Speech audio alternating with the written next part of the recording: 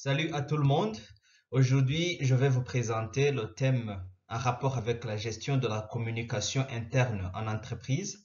C'est le 14e thème du module de management des ressources humaines.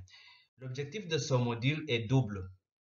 Le premier est de maîtriser le rôle de la communication interne au sein de l'entreprise. Le deuxième objectif est de comprendre la particularité d'une stratégie de communication qui est la tenue des réunions. Ce sont les deux parties que je vais vous présenter.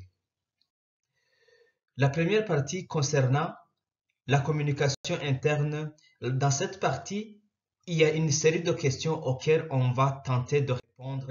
Il s'agit de savoir qu'est-ce que la communication interne, pourquoi et comment communiquer au sein de l'entreprise, mais aussi qui sont les acteurs de la communication interne au sein de l'entreprise. Donc, commençons par la définition.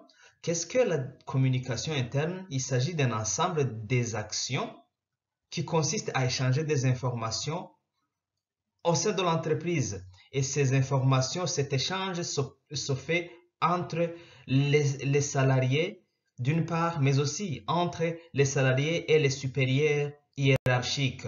Donc, c'est une sorte de partage d'informations au sein de l'entreprise. Mais aussi, la communication en interne concerne des mécanismes d'appréhension des services rendus par la disponibilité de l'information au moment opportun. C'est important de considérer le caractère opportun de l'information, une information qui est donnée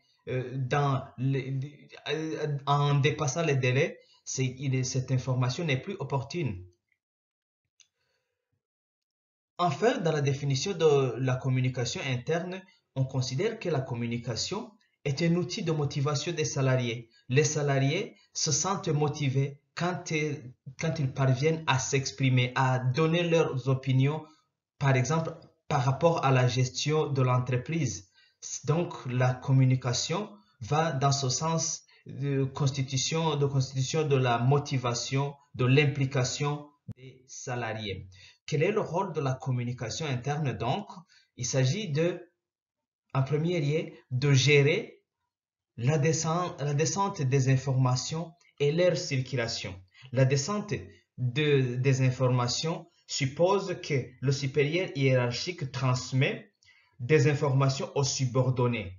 Ça peut être des instructions, ça peut être une note verbale. Ensuite, le rôle de la communication interne concerne l'appui au cadre et au manager à mieux circuler l'information. Et cela va dans le sens de recueillir les informations de base, par exemple, le recueil des informations à partir des rapports d'activité. Ce sont des informations qui proviennent de la base au niveau des salariés et qui remontent vers les organes dirigeants de l'entreprise. Troisièmement, le rôle de la communication interne est de contribuer à la gestion du climat social. Et là, la gestion du climat social concerne les conditions de travail. Donc, quand les gens s'expriment aussi, c'est une manière d'assainir le climat sur le lieu de travail. Mais aussi, le rôle de la communication interne est de participer au recrutement en interne. La communication interne va permettre aux organes dirigeants de détecter les potentiels qui sont logés au niveau des salariés. Donc, on va découvrir quelles sont les compétences qui étaient auparavant cachées à travers la communication. Il faut savoir que les conditions de réussite, il faut savoir qu'il y a des conditions pour la réussite d'une communication interne. Et ces conditions sont basées sur l'implication effective de toutes les parties prenantes. L'implication de toutes les parties prenantes veut dire quoi? Ça veut dire qu'il faut impliquer les transmetteurs d'informations dans le processus de communication, les récepteurs d'informations, les intermédiaires aussi, mais aussi et surtout, il faut considérer le canal par lequel passe l'information, il faut aussi considérer l'information elle-même, mais aussi le caractère opportun, je l'ai dit tantôt, ce sont les quelques conditions de réussite pour la communication en interne. Donc, sans tenir en considération ces aspects liés aux transmetteurs, récepteurs, intermédiaires, d'une part, aux canaux de transmission, aux informations même, mais au caractère opportun, sans tenir en compte de tout ça, l'information ou bien la communication interne est vouée à l'échec. C'est pourquoi j'ai insisté sur l'implication des salariés, la particularité de l'implication des salariés, parce que il constitue la grande partie, c'est même le capital humain de l'entreprise. Et l'objectif qui doit être visé en tout cela, dans la communication interne, c'est la cohésion des équipes. Quand la communication n'est pas destinée à la cohésion de l'équipe, c'est qu'il y aura mauvais passage de l'information, surtout les informations vont générer de comportements qui ne sont pas dignes de celles à atteindre, des comportements qui ne concourent pas à l'atteinte des objectifs. Mais aussi, la communication doit viser la promotion du management des talents. J'ai parlé tantôt de l'implication des salariés et leur implication à travers une communication saine va leur motiver. De manière générale, la condition sine qua non pour la réussite d'une communication interne au sein de l'entreprise est sa transparence et son objectivité. Donc, la transparence et l'objectivité de la stratégie de communication. Quand on est en train de mettre en place la stratégie de communication, il faut qu'elle soit transparente et objective et cela va favoriser la réussite de la communication interne. Les stratégies de communication. Quelles sont les stratégies de communication? Mais avant de parler de définir et de donner les types de stratégies de communication, passons d'abord à la définition. Et la définition qui nous est donnée que la stratégie de communication, c'est un processus qui vise à choisir et à mettre en œuvre des actions qui sont requises pour atteindre des objectifs de communication au sein de l'entreprise. Et les composantes de la stratégie de communication sont par exemple l'analyse du marché. Et on fait l'analyse du marché parce qu'on veut que l'entreprise se positionne par rapport à ses concurrents. Et il faut viser le long terme parce que les concurrents eux aussi visent le long terme. Donc la concurrence durable, le positionnement durable et compétitif pour faire face aux concurrences, aux entreprises concurrentes, si je le dis ainsi. L'autre composante, c'est en rapport avec la définition des objectifs. Par exemple, la définition des objectifs stratégiques, la stratégie de marketing de l'entreprise. Ensuite, il y a le choix du public cible, la conception de l'axe de communication, l'élaboration du plan de communication et la finalisation du budget. Là, ce sont des composantes de la stratégie de communication. On va y arriver vers la fin. Comment est-ce que on doit se poser des questions pour avoir ces éléments, donc avoir ces composantes. Pour des stratégies de communication, les objectifs sont les suivants. L'entreprise vise à se faire connaître. Cette fois-ci, ce n'est plus une stratégie de communication à l'interne. Le fait de vouloir se faire connaître à l'extérieur, c'est aussi la communication externe. L'entreprise veut créer une communication externe. Mais c'est à partir de la communication interne que l'entreprise entreprend la communication extérieure à travers la promotion de son image de marque, la promotion de ses projets d'entreprise qui vont attirer d'autres talents. Et surtout, les objectifs du processus de la stratégie de communication sont la compétitivité de l'entreprise et sa performance. Donc, la stratégie de communication doit viser la compétitivité et la performance. Quelles sont les étapes du processus de mise en œuvre ou bien d'élaboration d'une stratégie de communication? Avant d'entamer les étapes du processus, il faut comprendre d'abord l'objectif.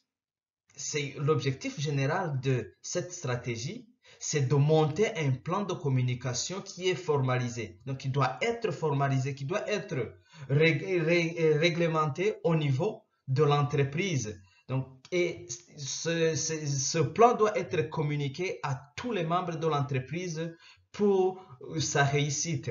Et les actions à entreprendre sont les suivantes. Il s'agit de déterminer les objectifs de la communication, mais aussi choisir les moyens qui sont cohérents pour atteindre la population cible de l'information. Quels sont les types de stratégies de communication? Nous en avons identifié 4. La première stratégie, le premier type de stratégie, c'est la stratégie de coopération. Ici, il s'agit de trouver le juste milieu entre les besoins du consommateur et les intérêts de l'entreprise. Essayer de trouver l'intérêt d'entente entre les besoins du consommateur des biens et des services de l'entreprise, mais aussi les intérêts, les ambitions de l'entreprise. La deuxième stratégie, c'est la stratégie de résistance ou la stratégie d'opposition. Dans ce type de stratégie, l'entreprise reste sur ses positions sans tenir compte des besoins des consommateurs, de ses produits et services. La troisième stratégie, le troisième type de stratégie, c'est la stratégie d'évitement. Là, c'est un peu plus bizarre. On voit que l'entreprise est caractérisée par une absence de dialogue pour ne pas compromettre les relations avec ses consommateurs. Mais ça a une conséquence parce que en essayant d'éviter de communiquer, mais on se trouve dépourvu de ses consommateurs par cette absence de dialogue. La quatrième et dernière stratégie, donc le quatrième type de stratégie, c'est la stratégie d'influence. Ici, il s'agit de faire changer d'opinion et d'attitude du consommateur de sorte qu'il adhère aux offres de l'entreprise. C'est une stratégie qui est souvent utilisée pour influencer les consommateurs à adhérer aux produits de l'entreprise. Revenons aux moyens qui permettent de déterminer la stratégie de communication. Alors, il y en a plusieurs moyens, plusieurs types de moyens, et nous les avons collectés sous forme de questions. La première question qui permet de déterminer la stratégie de communication est de se poser la question de savoir quels sont les objectifs de la communication. Pourquoi est-ce qu'on veut communiquer? Donc, le but de cette question est d'identifier les objectifs de la communication. Premier moyen de détermination de la stratégie de communication, c'est d'identifier les objectifs de la communication. La deuxième question, c'est de savoir quelle est la population cible. Ici, on s'intéresse à savoir les personnes à qui est destinée l'information que l'entreprise veut donner. Alors, il s'agit alors d'identifier les cibles, les clients potentiels par exemple, les salariés, les organes dirigeants, les concurrents. Donc, selon le type de cible, l'entreprise va adapter sa stratégie. Troisième question qui permet de déterminer la stratégie de communication, de savoir quelle est la force dont dispose l'entreprise. C'est de manière générale, en se posant cette question, les organes dirigeants ou bien les gens qui sont en train de mettre en place une stratégie de communication veulent positionner leur entreprise par rapport aux concurrents.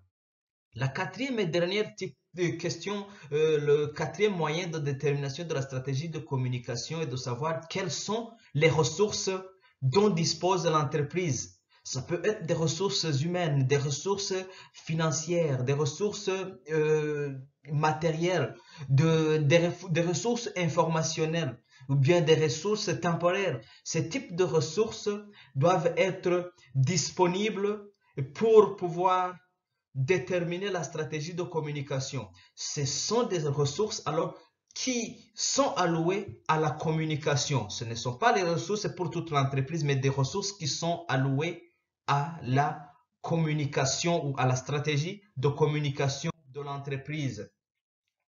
On voit par exemple quels sont les supports. Avec la stratégie de communication, il y a des méthodes ou des supports qui peuvent être mis en place pour faciliter la communication interne au sein de l'entreprise. Le premier support, c'est le livret d'accueil.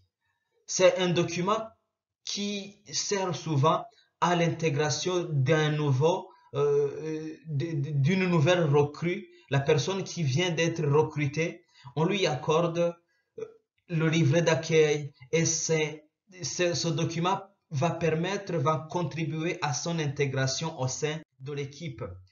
Le deuxième outil ou le deuxième support, sont les tableaux d'affichage. Là, on voit partout dans les entreprises qu'on met en place des tableaux d'affichage pour communiquer, pour afficher des informations et c'est une bonne stratégie de communication à l'interne au sein de l'entreprise. Les troisième méthode, les méthodes en rapport avec la communication ou les supports, c'est les conventions, l'organisation des conventions. Il y a des entreprises qui organisent des conventions, des séminaires, des réunions. Toutes ces méthodes vont permettre de communiquer efficacement au sein de l'entreprise pour des objectifs, bien sûr, de performance et de compétitivité. Le quatrième support, excusez-moi, c'est l'intranet. L'intranet est un support de communication à l'intérieur de l'entreprise qui est fait d'un ensemble de réseaux qui sont établis au sein de l'entreprise et ça va permettre de communiquer entre, par exemple, différents postes de travail et c'est un système de réseautage interne au sein de l'entreprise. Alors, dans cette première partie, on a vu de manière générale la communication interne au sein de l'entreprise.